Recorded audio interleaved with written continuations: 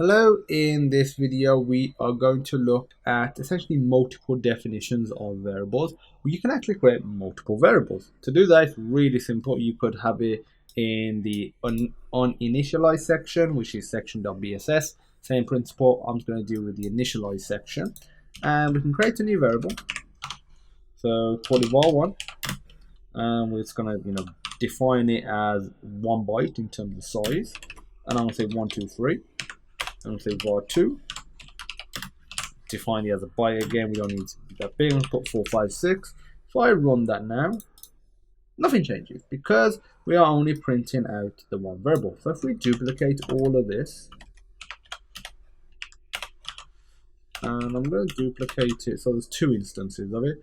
Next, we are going to change this to var1. We need to check the length of it, which is 1, 2, 3, 3 characters for both.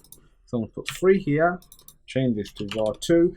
These two can stay the same because 4 is just a call saying we're going to do some writing, and 1 is just a call that we're going to have some output. And I'll change this to 3. If I run it, we get hello world and 1, 2, 3, 4, 5, 6. Okay, that's fantastic. One little problem, or 2 problems with it, is we have to do the length ourselves every single time. And the other thing is, this is only online, whereas this isn't. If you solve the problem of you having to specify the length right here every single time, you'll solve that other problem as well. Essentially, you want to have something very similar to this, where you're calculating the length dynamically based on the variable. So I'm going to leave that as an extra task for you. If you have any questions though, feel free to pop me a message. And as usual, I look forward to seeing you in the next video.